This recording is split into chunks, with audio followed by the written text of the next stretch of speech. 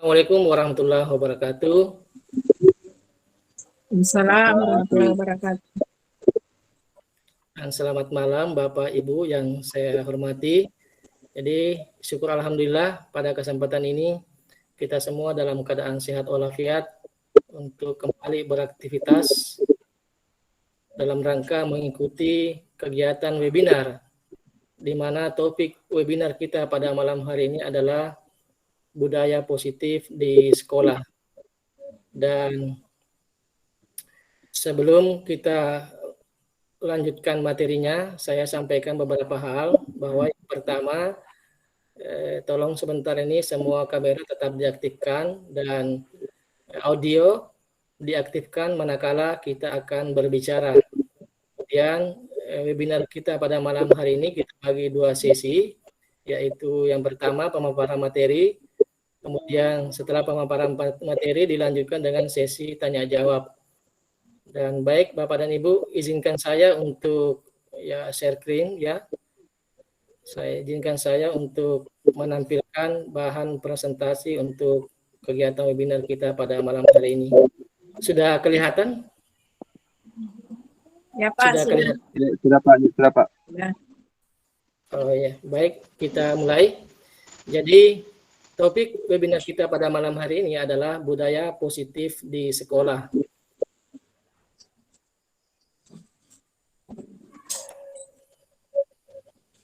Nah, sebelum kita lebih jauh membahas tentang budaya positif, saya ingatkan kembali kepada kita semua tentang tujuan pendidikan sebagaimana yang dipaparkan oleh Bapak Pendidikan Nasional, yaitu Ki Hajar Dewantara.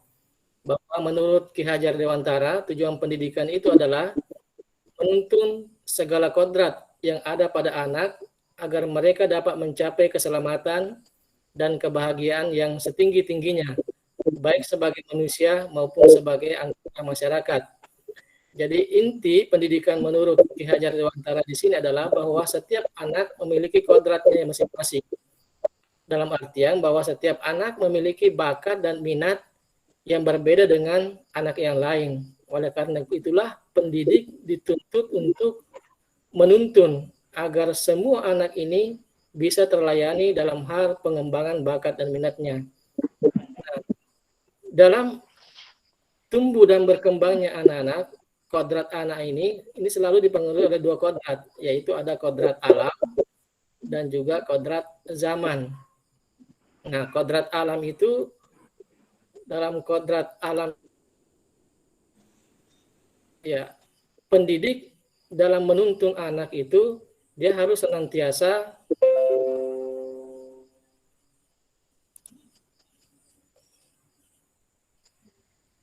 kelihatan enggak? Kelihatan Pak. Kelihatan. Masih kelihatan? Kelihatan nih. Jadi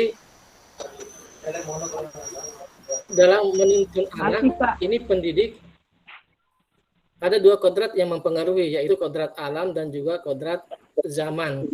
Jadi kodrat alam ini bahwa dalam mendidik anak, pendidik harus senantiasa memperhatikan aspek kearifan lokal atau budaya-budaya lokal setempat. Kemudian tanpa harus menafikan atau menutup diri dengan kodrat zaman.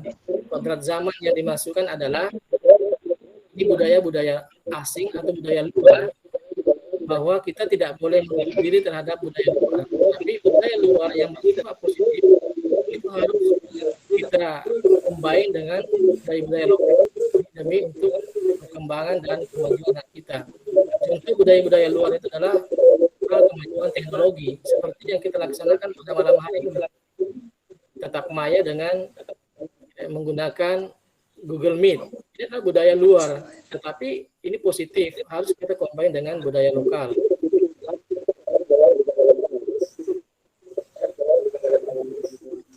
Ya. Kemudian tujuan pendidik oleh Ki Hajar Dewantara ini nanti akan selalu bersinergi dan selaras dengan profil Pancasila.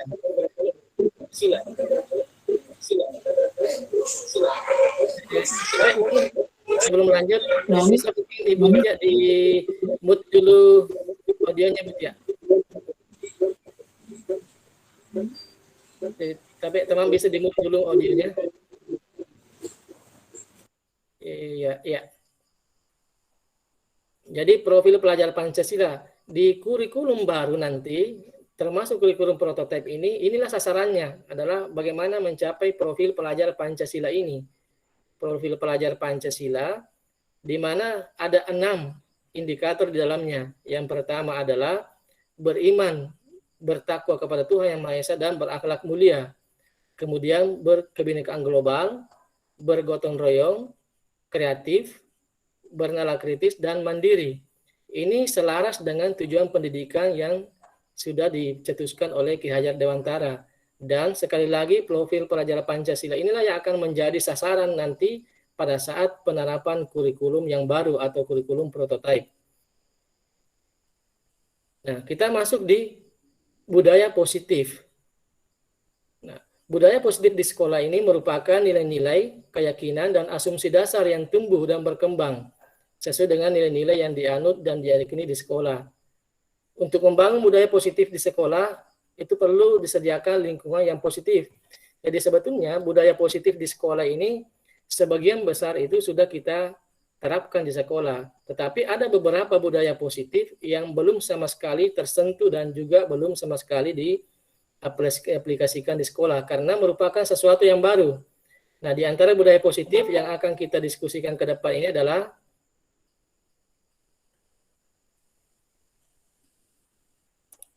ya, ada disiplin, kemudian keyakinan kelas, dan yang ketiga adalah restitusi. Disiplin. Nah, sebenarnya sebelum lebih lanjut kita bahas disiplin, kita harus memiliki kesepahaman dulu tentang disiplin itu, seperti apa itu disiplin. Jadi disiplin itu terkait dengan kontrol guru terhadap murid. Bagaimana guru mengontrol murid agar menurut murid mau patuh terhadap ya peraturan dan kesepakatan-kesepakatan yang ada di sekolah, termasuk di kelas. Nah, Stephen R. Covey ini dia melakukan sebuah perubahan paradigma dari tentang disiplin ini dari stimulus respon SR ini ke teori kontrol. Menurut Covey bahwa bila kita ingin membuat kemajuan perlahan sedikit-sedikit, maka ubahlah sikap atau perilaku Anda. Jadi kalau menginginkan kemajuan yang hanya sedikit atau perlahan, maka yang harus kita ubah adalah sikap atau perilaku. Namun bila kita ingin memperbaiki cara-cara utama kita, maka kita perlu mengubah kerangka acuan kita. Ubahlah bagaimana Anda melihat dunia, bagaimana Anda berpikir tentang manusia, dan ubahlah paradigma Anda, skema pemahaman dan penjelasan aspek-aspek tertentu tentang realitas. Nah, di sini akan kita lihat bagaimana perubahan paradigma yang dipaparkan oleh Covey dari stimulus respon ke teori kontrol tentang dunia. Bagaimana pandangan stimulus respon tentang dunia dan bagaimana pula pandangan teori kontrol tentang dunia. Yang pertama, stimulus respon berpandangan bahwa realitas kebutuhan kita itu sama. Sementara teori kontrol mengatakan bahwa realitas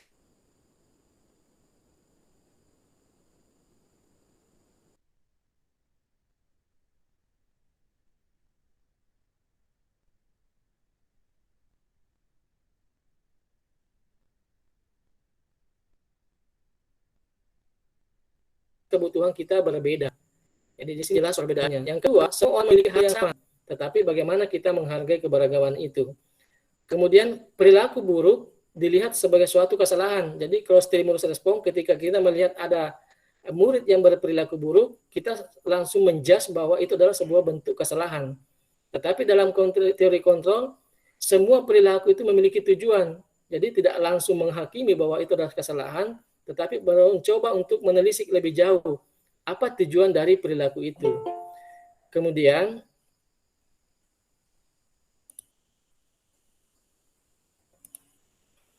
ya, dalam stimulus respon, orang lain bisa mengontrol kita atau saya, tetapi dalam teori kontrol hanya Anda yang bisa mengontrol diri sendiri. Jadi guru tidak bisa mengontrol murid, tetapi hanya muridlah yang bisa mengontrol dirinya. Kemudian saya bisa mengontrol orang lain.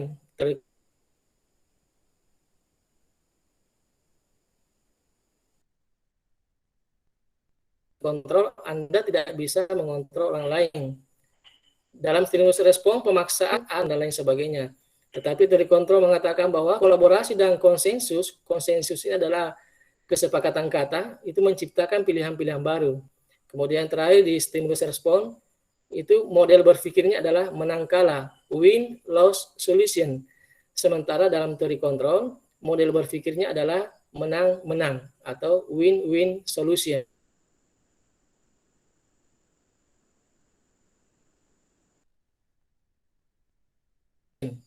Jadi kalau stimulus respon, ada yang menang, ada yang kalah, ada yang diperlukan antara guru dengan murid.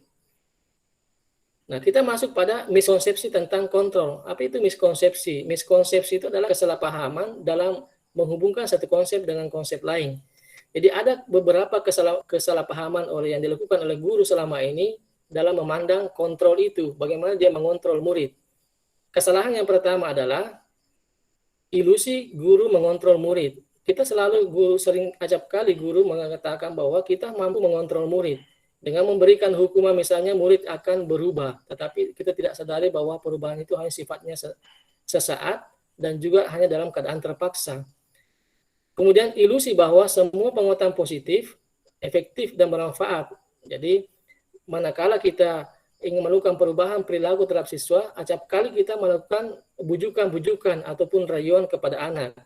Nah, pada saat itu mungkin anak akan berubah, tetapi yakin dan percaya bahwa perubahan yang terjadi pada perilaku anak itu bukan karena kontrol kita semata, tetapi karena kemauan anak untuk berubah. Jadi sekalipun kita paksa dia bujuk setengah mati untuk berubah, tetapi kalau dia mengatakan dia tidak mau berubah, itu tidak akan terjadi. Jadi kontrol tetap dikendalikan oleh masing-masing pribadi, entah itu murid atau guru. Kemudian ilusi bahwa kritik dan membuat orang merasa bersalah dapat menguatkan karakter. Ini juga ada kesalahpahaman. Bahwa ketika kita mengkritik atau membuat orang merasa bersalah atas kelakuannya, itu dapat menguatkan karakternya. Padahal sama sekali tidak. Dia akan merasa rendah diri atau merasa kurang percaya diri.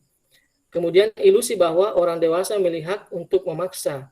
Ini orang dewasa yang dimasukkan adalah pendidik, bahwa pendidik punya hak untuk memaksa murid. Misalnya memaksa untuk mengikuti ketentuan atau peraturan yang berlaku di sekolah. Ini adalah miskonsepsi tentang kontrol. Kemudian makna disiplin. Nah, kita masuk pada disiplin. Nah, kalau kita berbicara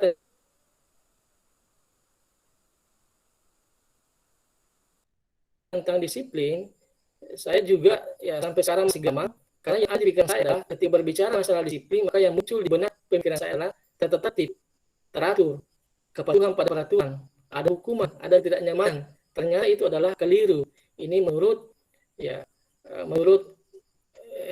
Diana Goshen, bahwa tata tertib itu tidak identik dengan hukuman, tidak identik dengan peraturan.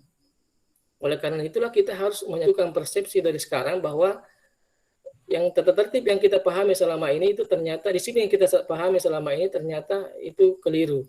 Ya, bahwa disiplin yang dimasukkan di sini adalah disiplin diri, yaitu memiliki motivasi internal.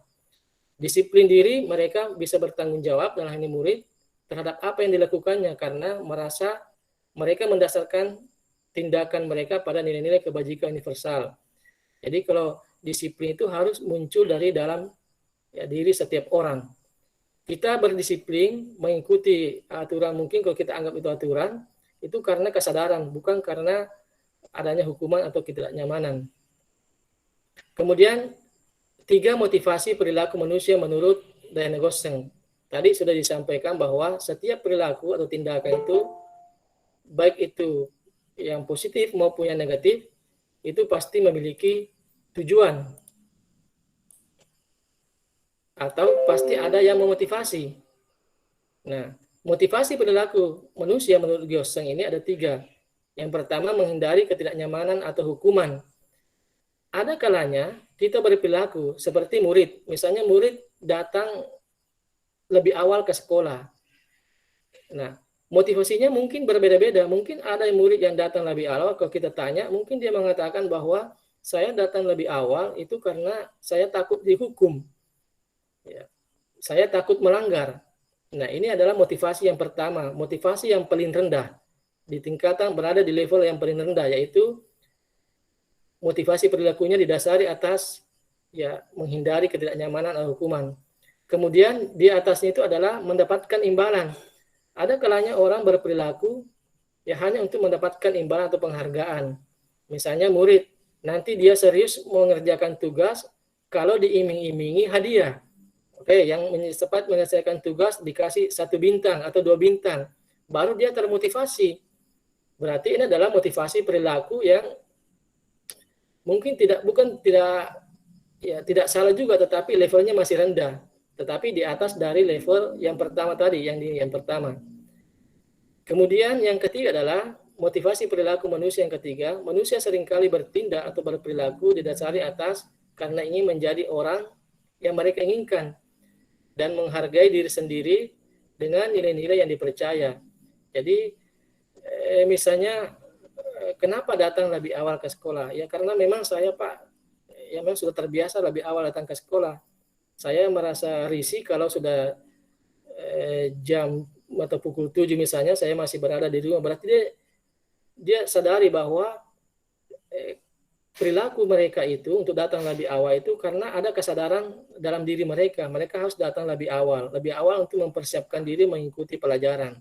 Bukan karena menghindari hukuman, bukan pula karena ingin mendapatkan penghargaan atau imbalan. Nah, ini adalah motivasi yang tertinggi, berada di level tertinggi. Nah, di kurikulum prototipe, kurikulum baru nanti, inilah yang diharapkan sasarannya di sini, di motivasi perilaku yang ketiga. Semua murid ataupun warga sekolah itu berperilaku atas dasar yang ketiga ini. Ada nilai-nilai yang dipercaya. Tadi nilai-nilai kebajikan yang bersifat universal. Bahwa kalau kita datang lebih awal itu memberikan banyak manfaat. Di samping mengajari kita untuk berdisiplin, membiasakan diri datang lebih awal, juga ada rasa kepuasan. Karena kita, lagi-lagi kedatangan kita bukan karena hukuman dan juga bukan karena imbalan. Kita masuk pada budaya positif yang kedua, yaitu keyakinan kelas. Keyakinan kelas. Nah, ada 2 pertanyaan di sini. Mengapa keyakinan kelas? Mengapa tidak peraturan kelas? Nah, selama ini yang kita terapkan di sekolah kan adalah peraturan kelas. Ini saya sudah 17 tahun mengajar, ya yang diterapkan di kelas itu adalah peraturan kelas. Nah, sekarang ke depan nanti itu bukan lagi peraturan kelas, tetapi keyakinan kelas. Nah, ini ada pertanyaan pemantik. Mengapa pengendara roda 2 memakai helm? Kalau kita tanyakan ini, pertanyaan kita seperti ini. Sama dia,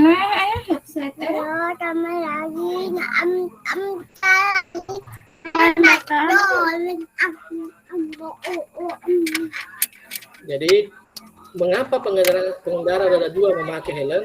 Mungkin jawabannya beragam. Ada yang mengatakan karena memang peraturannya seperti itu. Atau peraturan lalu lintas memang seperti itu. Mungkin ada juga yang mengatakan takut sama polisi, takut ditilang. Nah, padahal kita memakai helm itu adalah untuk keselamatan. Jadi yang pertama tadi takut ditilang sesuai dengan peraturan itu adalah motivasi yang paling rendah. Seperti tadi takut mendapatkan hukuman. Nah, yang kita harapkan adalah kita memakai helm itu karena untuk keselamatan. Ini adalah nilai-nilai yang kita yakini. Karena kita yakin bahwa dengan memakai helm minimal itu untuk keselamatan kita. Nah, kemudian pertanyaan pemantik yang kedua. Tapi bisa mungkin di dulu. Ya. Pertanyaan pemantik kedua. Mengapa memakai masker dan cuci tangan pakai sabun? Nah, kalau tadi motivasi perilaku yang paling rendah itu mungkin siswa akan menjawab, saya memakai masker Pak karena memang peraturannya di sekolah seperti itu, diwajibkan memakai masker. Tidak boleh masuk sekolah kalau tidak memakai masker. Atau nanti dihukum Pak. Ini adalah motivasi perilaku yang paling rendah. Yang kita inginkan adalah ada nilai-nilai yang diyakini. Nilai yang mana diyakini adalah bahwa saya yakin kalau saya memakai masker itu dapat ya ini demi untuk kesehatan saya dan juga keselamatan saya. Inilah yang dimasukkan dengan keyakinan. Yang ini yang harus kita tumbuhkan kepada anak-anak kita. Nah, Perbedaan mendasar antara tadi menjawab pertanyaan ini, mengapa keyakinan bukan peraturan? Perbedaannya adalah kalau peraturan kelas itu biasanya disusun oleh Bapak Ibu guru, kemudian dilaksanakan oleh siswa. Kemudian sanksinya ditentukan oleh Bapak Ibu guru. Sedangkan keyakinan kelas itu disusun oleh siswa. Siswa sendiri yang merembukkan dengan temannya melalui curah pendapat atau brainstorming, merembukkan dengan temannya apa-apa yang harus disepakati. Setelah disepakati, ya barulah itu dijadikan sebagai keyakinan kelas. Kemudian atau kesepakatan kelas. Jadi sama keyakinan kelas dengan kesepakatan kelas. Kemudian perbedaan yang kedua adalah kalau peraturan kelas itu biasanya didominasi dengan kalimat negatif. Misalnya, dilarang buang sampah di sembarang tempat. Tetapi keyakinan kelas atau kesepakatan kelas itu dia menggunakan kalimat positif. Ya, saya akan membuang sampah pada tempat yang telah disediakan. Nah, contoh lagi yang kedua, peraturan kelas, dilarang datang terlambat.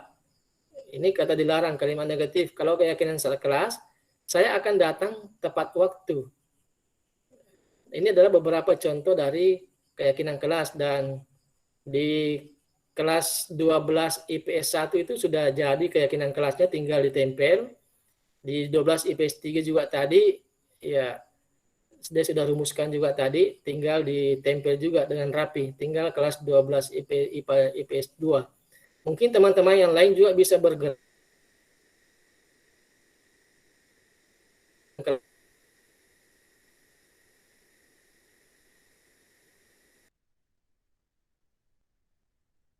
kelas ini. Karena mau tidak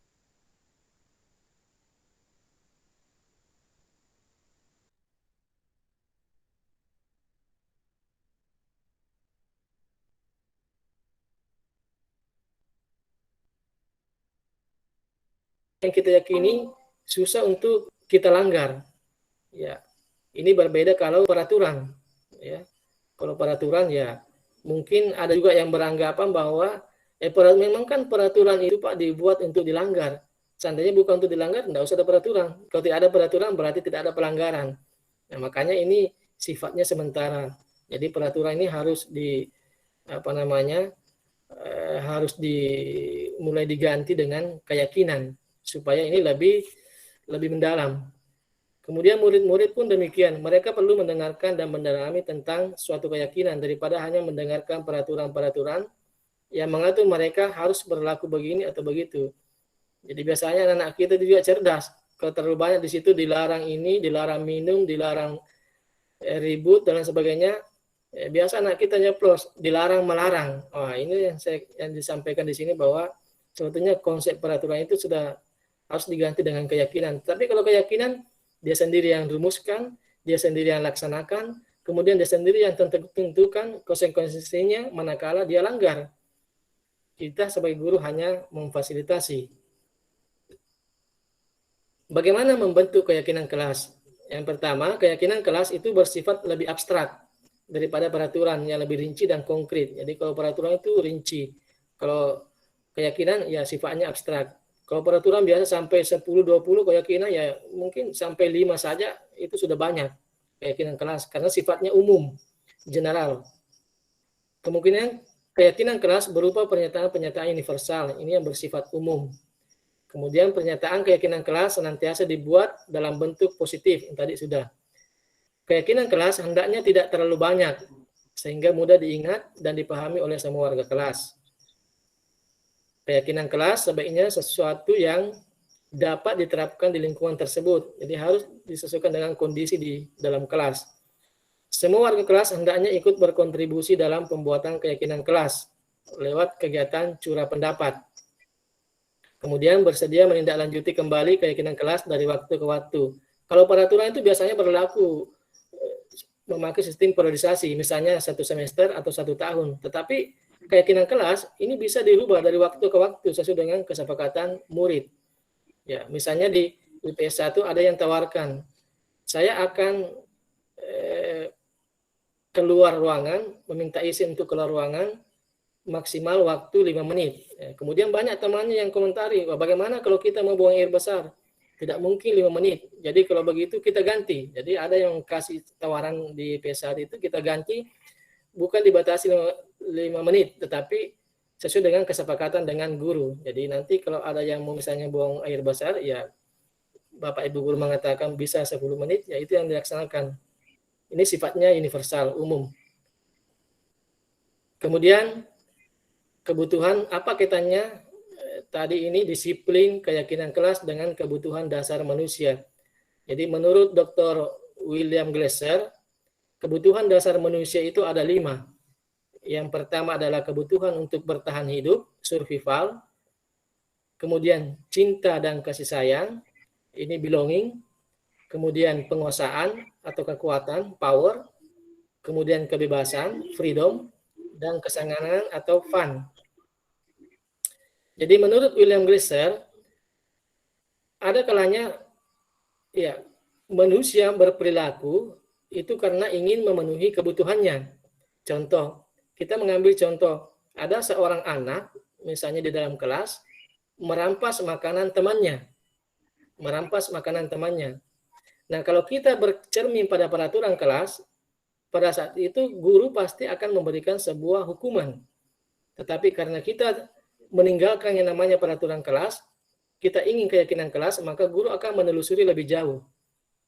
Apa sih motivasinya sehingga anak merampas makanan temannya? Ini bisa beragam, ya, bukan hanya satu jawaban. Misalnya alasan anak, misalnya anaknya beralasan, saya merampas itu Pak, makanan teman saya karena makanan yang disediakan di rumah saya oleh orang tua saya itu sarapan pagi itu hanya nasi goreng terus. Sementara saya lihat teman saya itu bawa ayam goreng. Sorry. Ya betul, ayam goreng.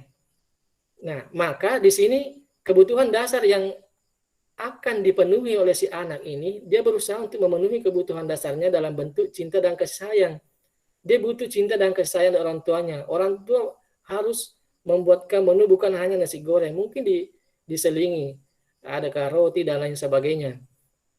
Ini cinta dan kasih sayang. Tetapi manakala si anak yang merampas makanan temannya beralasan bahwa saya merampas makanan teman saya Pak karena saya lapar, saya tidak sarapan, perut saya sakit. Nah, ini berarti kebutuhan yang sedang akan dipenuhi oleh anak adalah kebutuhan bertahan hidup. Kemudian manakala anak menjawab bahwa saya merampas makanannya Pak karena tidak mungkin dia melawan saya, maka pada saat itu kebutuhan yang sedang akan dipenuhi oleh si anak adalah ingin menunjukkan powernya, ingin menunjukkan kekuatannya, kekuasaannya bahwa dia penguasa di kelas itu. Kemudian ada kebebasan, ada kesenangan. Ya, kadang-kadang ada juga anak-anak kita yang senangnya, kenapa kamu ambil makanan temanmu? Ya, saya suka ekspresinya Pak, kalau dia menangis. Saya suka lihat Pak kalau dia kejar-kejar saya. Berarti dia sedang memenuhi kebutuhan dasarnya itu berupa kesenangan.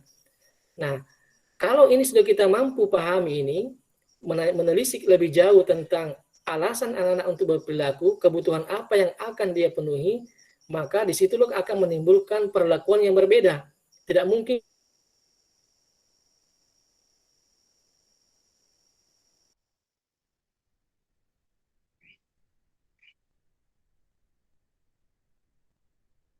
ada perlakuan yang berbeda. Beda perlakuannya ketika ya misalnya yang cinta dan kasih sayang dan penguasaan.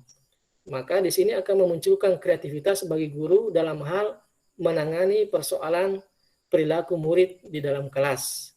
Jadi pasti akan muncul banyak kreativitas. Ya, lanjut, ini tinggal 2 slide ya. Kemudian posisi kontrol. Ada 5 posisi kontrol menurut Diana Gossen. Posisi kontrol ini maksudnya tadi itu bagaimana kita mengontrol murid agar murid mau berdisiplin. Bagaimana mengontrol murid agar murid mau berdisiplin atau menanamkan disiplin di sekolah. Ini ada 5 posisi kontrol yang bisa dilakukan oleh guru. Yang pertama adalah posisi kontrol sebagai penghukum. Jadi kalau ada guru misalnya yang sering menindaklanjuti perilaku atau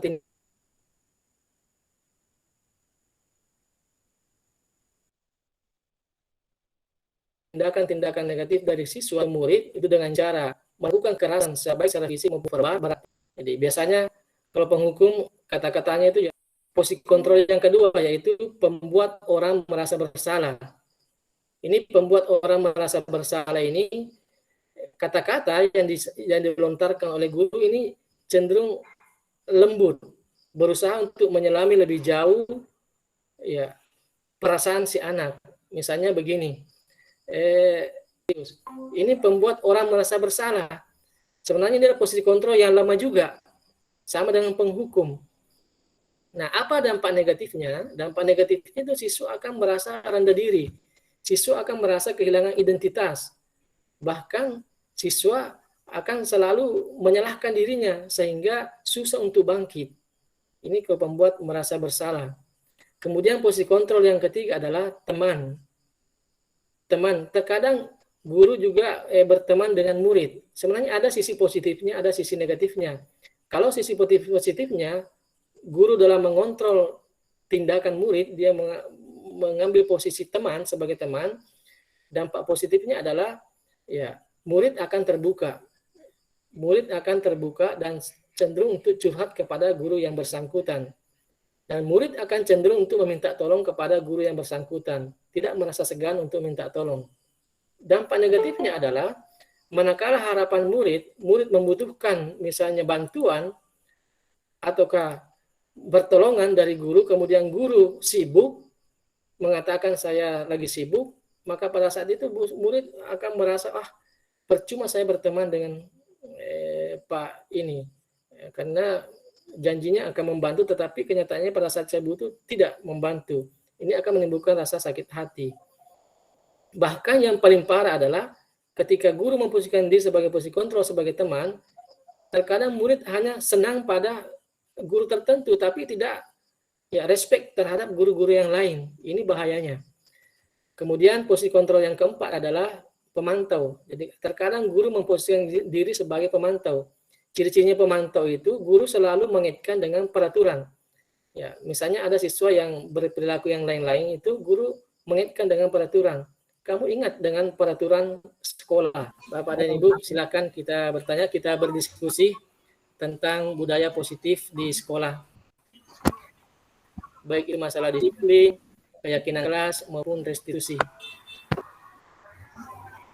Silakan, mungkin ada yang bertanya. Bisa menanggapi saya, Pak? Oh iya, silakan Ibu. Oke, Pak, mohon izin. Setelah pemaparan yang Bapak sampaikan tadi, maka ini yang kemudian saya mencoba memahami apa yang kemudian disampaikan, bahwa yang menjadi poin utama atau tujuan utama sebetulnya itu adalah bagaimana kita menyentuh titik kesadaran siswa. Ya. Jadi kalau yang saya paham ini Pak dari apa yang kemudian disampaikan, bahwa yang menjadi poinnya itu adalah bagaimana kemudian kita mencoba untuk menyentuh titik kesadarannya siswa, sehingga mereka berperilaku, mereka melakukan sesuatu itu bergerak dengan sendirinya. Hanya saja kemudian ketika dikaitkan dengan psikologi remaja, ya, yang mana notabene-nya mereka masih dalam keadaan transisi remaja dewasa, ya otomatis yang pengaruh besar terhadap diri mereka tuh sangat tergantung dari keadaan mereka, dari lingkungan mereka, latar belakang mereka mungkin yang berbeda-beda, sehingga tentu itu akan sedikit banyaknya akan mempengaruhi perilaku mereka. Sehingga Pak, ketika kemudian kita memberikan semacam kebebasan berpendapat kepada siswa, maka bisa saja itu kemudian berangkat dari apa yang mereka alami, apa yang asumsi-asumsi mereka. Sehingga mungkin di sini guru, walaupun memang poinnya adalah kita memberikan kesempatan kepada siswa ya untuk membuat keyakinan kelas itu sendiri, tetapi peran guru dalam hal ini adalah tetap bisa menuntun, bisa mengarahkan, bisa memberi contoh ya, karena ketika kemudian anak-anak diberikan kebebasan sendiri dengan keyakinan mereka.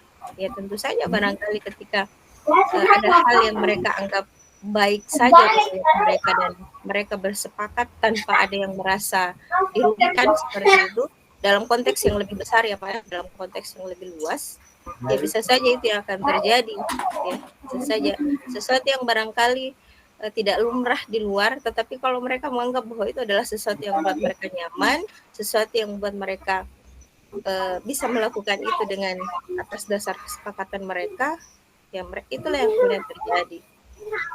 Ya, seperti itu barangkali Pak. Iya. Terima kasih Bu Nir. Jadi ya saya kira memang banyak memunculkan kekhawatiran-kekhawatiran. Ya tadi sudah disampaikan oleh Bu Nir itu masa-masa transisi, masa-masa pencarian jati diri.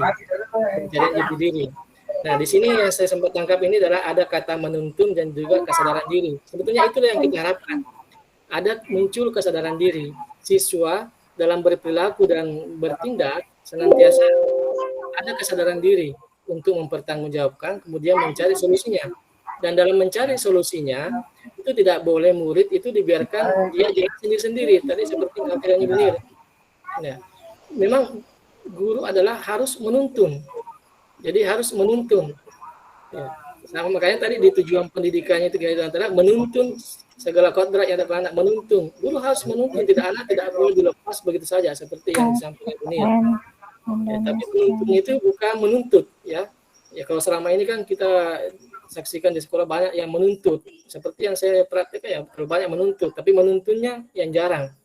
Nah, kalau kita menuntun maka anak-anak akan secara mandiri, ya, secara mandiri dan muncul itu tadi yang poin pentingnya adalah kesadaran diri. Nah, kesimpulannya adalah bahwa memberikan kesempatan kepada anak-anak untuk mengambil tanggung jawab, ya mencari solusinya dengan dituntun oleh guru, semuanya itu adalah mengarah kepada pendidikan yang berpihak kepada murid. Kalau di lagunya Mas Guru Penggerak itu menghamba pada murid, ini tanda kutip, ini yang banyak ini kan kontroversi, ini kata ini yang banyak kontroversi. Tapi kita mengambil makna bahwa yang menghamba itu bukan menghamba seperti itu, tapi yang berpihak pada murid. Artinya apapun yang diperbuat oleh guru, ya kegiatan-kegiatan guru itu semuanya adalah berpihak kepada murid dan berpusat kepada murid. Ya, saya kira begitu, dan saya kira memang seperti itulah. Terlalu besar resiko manakala kita membiarkan anak-anak untuk berjalan sendiri-sendiri tanpa harus dituntun. Guru harus hadir untuk menuntun. Dan yang terpenting adalah tadi kesadaran yang muncul, anak-anak berperilaku atas kesadarannya sendiri, bukan karena ada hukuman, ada imbalan dan lain sebagainya. Ya, saya kira begitu, Nir. Ya, saya kira kita sepakat. Oke, masih ada yang lain? Ada yang mau ditanyakan? Ibu Tia, Ibu Uni, Ibu Nasma, Ibu Sukma, Bapak. Saya Pak mungkin sedikit. Silakan Bu Tia. Ya, ini tadi Pak kan ada di situ tadi pemaparannya di presentasi tadi itu guru memposisikan diri sebagai teman. Iya. Ya Pak, ya, ada tadi di situ. Posisi kontrol. Ini yang di bagian kontrol itu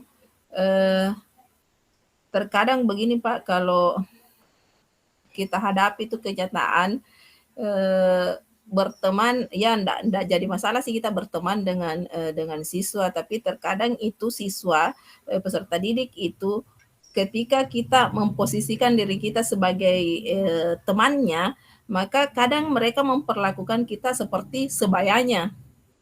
Bukan juga kita mau dihormati atau diapa seperti bagaimana, tapi yang sekarang itu siswa itu memperlakukan guru itu berbicara, berperilaku seakan-akan ini kita temannya.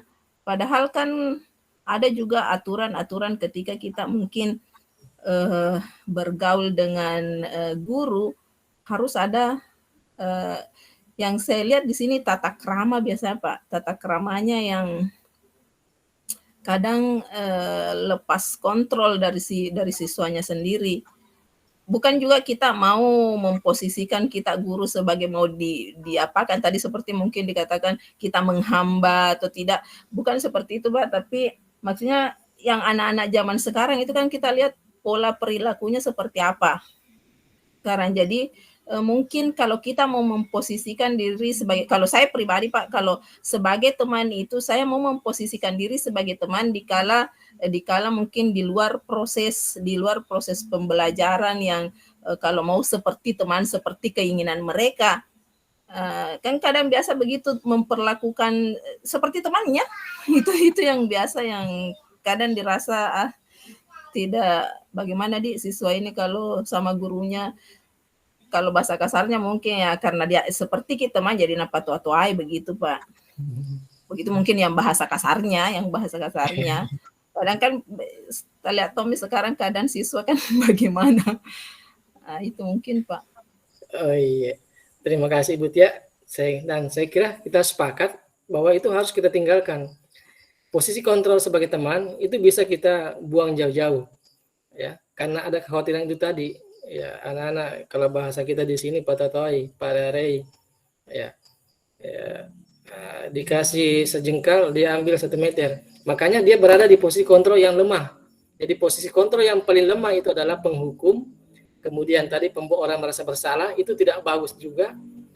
Kemudian teman itu tidak bagus juga karena banyak dampak negatifnya. Ya.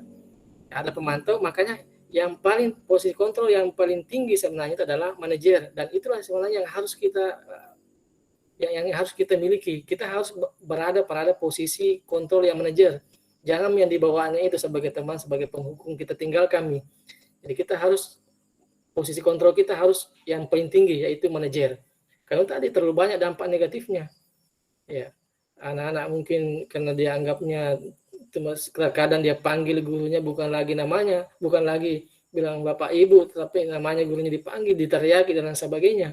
Akhirnya nilai-nilai karakter ini akan menjadi bias lagi, akan menguap lagi. Makanya kalau bisa ya itu kita tinggalkan, karena dia memang di posisi kontrol yang lemah. Yang tertinggi itu adalah manajer. Kita harus semuanya berada pada posisi kontrol manajer. Ya, saya kira kita begitu, dan saya kira kita semua sepakat itu. Ya, itu harus dibuang jauh-jauh lagi di sekolah kita. Oke, terima kasih Ibu Tia. Mungkin masih ada yang lain? Atau Ibu Tia, Ibu Nir masih ada mau ditanyakan? Ibu Sukma, Pak Isa. Tapi Pak, kalau itu yang posisi kontrol manajerial yang maaf tadi mungkin tidak sempat, yang seperti apa yang kalau manajerialnya? Bagaimana posisi ya? Bagaimana apa tindakan yang kita yang harus diterapkan seorang guru ketika menjadi di posisi manajerial? Ya, kalau posisi kontrol manajer itu, posisi kontrol intinya kalau manajer itu dia memberikan kesempatan kepada murid untuk memanage dirinya. Misalnya dia terlambat. Kita sebagai seorang pendidik harus mengingatkan keyakinan kelas yang pernah dia sepakati. Masih ingat kesepakatan kelas yang pernah atau keyakinan kelas yang pernah disepakati? Oh, masih ingat Bu, saya ingat di poin ini. Saya harus datang tepat waktu. Kalau begitu sekarang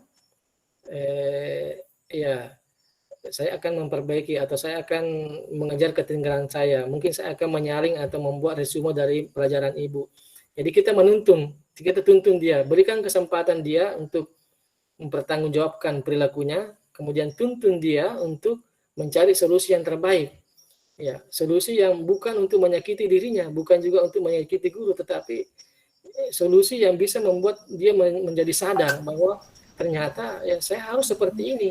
Karena ini adalah nilai-nilai kebajikan. Semua orang pasti mengatakan bahwa datang tepat waktu, pasti semua orang mengatakan itu bagus. Berarti ini harus keyakinan saya ini, saya harus kembali ke sini. Saya tidak boleh lagi datang terlambat. Kalau berteman, ya itu lain lagi ceritanya. Kalau berteman, itu bunda memberikan kesempatan kepada anak, tapi guru lebih dominan. Ya, guru lebih dominan. Ya, dia bukan menuntun, tetapi ya dia lebih jarang memberikan kesempatan kepada anak-anak untuk bertanggung jawab dan juga mencari solusi. Dia sendiri mencarikan solusinya. Begini saja, nak, kamu yang lain kali jangan terlambat ya. Kamu ke perpustakaan saja membaca buku. Nah, ini posisi teman. Jadi pada saat nanti kita tidak ada, dia tuh hanya senangnya kepada guru-guru yang menganggap dia berteman. Pada saat guru yang bersangkutan, misalnya Bu Tia tidak ada, dia akan cenderung mengulangi perilaku yang sama. Atau pada saat dia datang terlambat, kemudian kita tidak peduli karena kita sibuk, dia akan membenci kita. Wah, katanya ini teman ini, tapi ternyata dia tidak membantu juga menyelesaikan masalah saya. Makanya itulah harus pentingnya kalau kita memposisikan diri sebagai posisi kontrol yang manajer. Jadi intinya tadi manajer itu ya guru hanya menuntun anak memberikan mencari solusi atas masalahnya sendiri, kemudian guru menuntun anak untuk bisa mengambil tanggung jawab atas tindakannya sendiri. Saya kira begitu, Bu. Bukan tidak ada lagi juga hukuman. Ya, tidak ada lagi hukuman. Yang mungkin yang ada adalah konsekuensi. Ya, ini juga sering pernah kita bahas. Ini perbedaan hukuman dengan konsekuensi. Misalnya anak-anak datang terlambat mengikuti pelajaran bahasa Indonesia, kemudian disuruh push up 10 kali. Wah, ini hukuman, bukan konsekuensi. Ya, yang konsekuensinya adalah mungkin disuruh baca puisi atau buat cerpen dan lain sebagainya. Nah, itu konsekuensi. Kalau olahraga lain ceritanya. Kalau terlambat kemudian disuruh lari keliling lapangan, wah itu adalah konsekuensi bukan hukuman karena terkait dengan pelajaran yang bersangkutan. Saya kira begitu. Oke, sedikit lagi Pak. Ada? Sedikit lagi Pak. Terkait tadi dengan konsekuensi dengan hukuman. Kalau saya mengartikan konsekuensi ini sepertinya sama aja seperti hukuman, tapi dibalut dengan bahasa yang lebih halus, digantikan kata hukuman itu menjadi konsekuensi. Karena kalau misalnya Pak, misalnya di bahasa Indonesia ketika dia terlambat misalnya dia harus membuat cerpen misalnya sesuai dengan mata pelajaran materinya, maka itu kan banyak siswa yang menganggap itu juga termasuk hukuman. Jadi di sini kalau bisa saya simpulkan berarti hukuman itu lebih kepada fisik, perlakuan kepada fisik siswa, seperti misalnya tadi dikasih hukuman push up dan lain sebagainya. Tapi kalau ini yang saya bingung juga kalau berkaitan lagi dengan fisik, tapi kalau di olahraga itu kan juga termasuk dengan fisik itu juga berlaku untuk fisiknya. Nah itu Pak, mungkin kalau konsekuensi dan hukuman mungkin balutan katanya juga apa yang berbeda.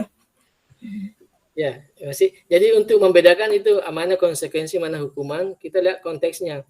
Kalau misalnya tidak ada keterkaitan antara misalnya pelajaran materi yang diajarkan, tidak ada keterkaitan antara materi yang diajarkan dengan treatment perlakuan terhadap murid, maka itu adalah hukuman. Tetapi kalau terkait, itu bukan hukuman tapi konsekuensi. Jadi konsekuensi hukuman itu bisa berupa fisik, bisa berupa verbal, ya, bisa fisik, bisa berupa verbal. Tapi konsekuensi itu dia, ya pokoknya dia harus punya korelasi antara materi. Ya, misalnya materi ekonomi ataukah mungkin sosiologi. Anak-anak terlambat misalnya 10 menit, kita sudah menjelaskan misalnya masalah strata sosial, tetapi terlambat 10 menit, dia tidak mengikuti pelajaran itu. Mungkin ibu amati mungkin bisa, ya konsekuensinya adalah kamu harus buat studi tentang materi yang kamu lewatkan tadi, tentang interaksi sosial, strategi sosial dan lain sebagainya. Itu adalah konsekuensi, itu bukan hukuman. Bukan hukuman karena terkait dengan materi yang kita ajar dengan perlakuan terhadap murid. Kalau tidak ada kaitannya berarti itu hukuman.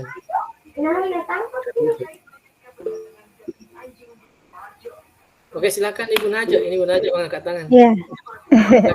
Iya, makasih Pak. Melanjutkan tadi tentang konsekuensi. Bagaimana misalnya kalau kayak saya Pak matematika, kasih tugas, tapi dia tidak mampu menyelesaikan tugas itu, apakah dikasih rentang waktu misalnya berapa hari atau besok, misalnya besok harus selesai. Kalau misalnya kan jamnya kita terbatas di kelas, apakah konsekuensinya itu boleh lewat dari pada saat dia melakukan kesalahan? Iya, bisa saja lewat Bu. Yang jelas jangan sekali-kali memisahkan anak-anak dari kelompoknya.